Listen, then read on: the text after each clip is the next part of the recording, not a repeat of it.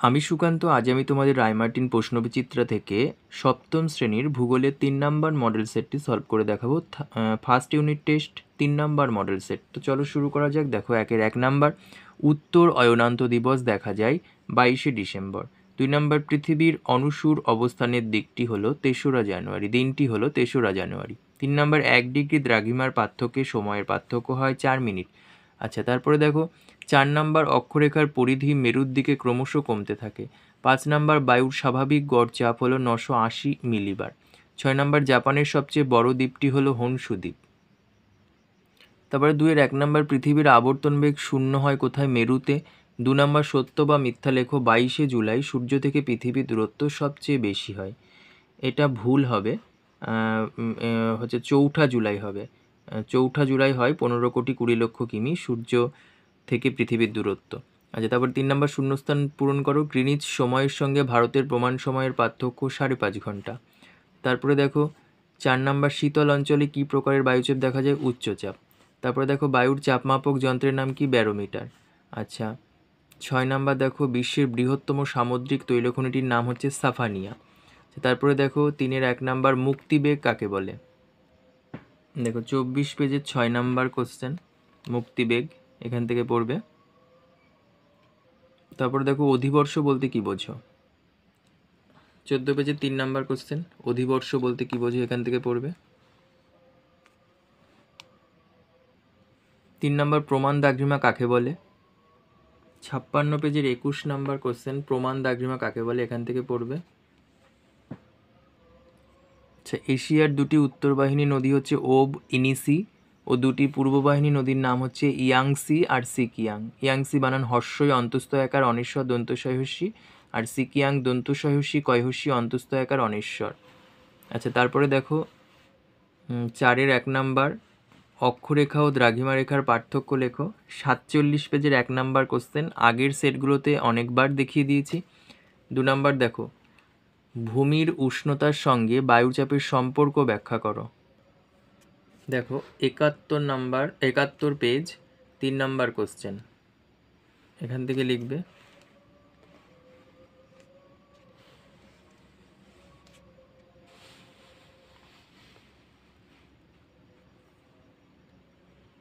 এদিকে উদাহরণ দিয়ে শেষ। 3 নম্বর, দেখো নিরক্ষীয় জলবায়ু অঞ্চলে বিকেলে অধিক বৃষ্টিপাত হয় কেন? এর অ্যান্সারটা একটু তোমরা দেখে নিও, এটা পরে দেখিয়ে দেব।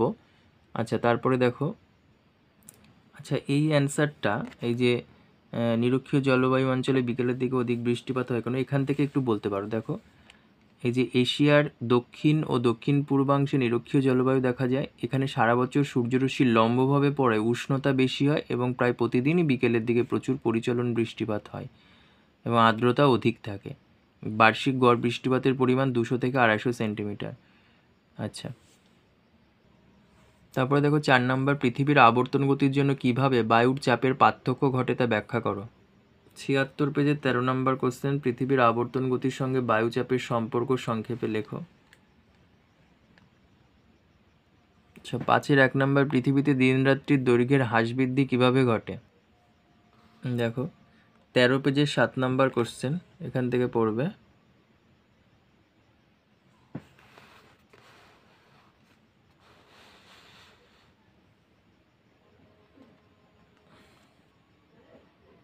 এই পাশে আর একটু আছে, এই পর্যন্ত।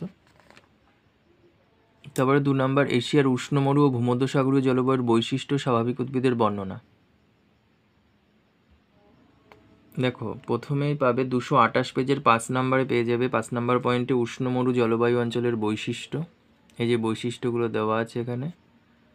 আচ্ছা, তারপরে দেখো 4 নম্বরে পেয়ে যাবে ভূমধ্যসাগরীয় জলবায়ু অঞ্চলের বৈশিষ্ট্য। এই যে এখানে বৈশিষ্ট্যগুলো পেয়ে যাবে এই পর্যন্ত। 229 পেজে পেয়ে যাবে দেখো 5 নম্বর পয়েন্টে মরু অঞ্চলের যে স্বাভাবিক উদ্ভিদ, এই যে স্বাভাবিক উদ্ভিদগুলোর নাম, এদের বৈশিষ্ট্যগুলো এই পর্যন্ত। ওই পেজেই পেয়ে যাবে ভূমধ্যসাগরীয় যে অরণ্য অঞ্চল, তার যে বৃক্ষসমূহ এগুলো, এবং এই যে বৈশিষ্ট্যগুলো ভূমধ্যসাগরীয় অরণ্যের উদ্ভিদের বৈশিষ্ট্য। 3 নাম্বার কী কী কারণে বায়ুচাপের তারতম্য দেখা যায়? দেখো বায়ুচাপের তারতম্যের কারণগুলো দেখে নাও, পেজ নাম্বার 71-এর 2 নাম্বার কোশ্চেন। দেখো বায়ুতে উষ্ণতা তারতম্য, বায়ুতে জলীয় বাষ্পের তারতম্য, ভূপৃষ্ঠের উচ্চতা, পৃথিবীর আবর্তন গতি। 5 নাম্বার বায়ুমণ্ডলের ঘনত্ব গভীরতা।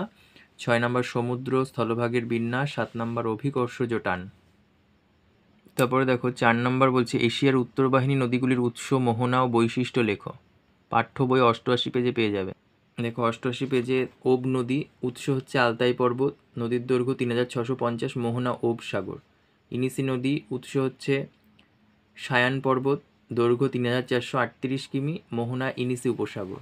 তারপরে দেখো লেনা নদী, উৎস বৈকাল পর্বত, তারপরে দেখো দৈর্ঘ্য 4400 কিমি, মোহনা হচ্ছে লাভটেভিক সাগর। আচ্ছা, তারপরে দেখো এদের বৈশিষ্ট্যগুলো দেওয়া আছে। এই নদীগুলি মোহনার উচ্চ অক্ষাংশের হিমমণ্ডলে অবস্থিত।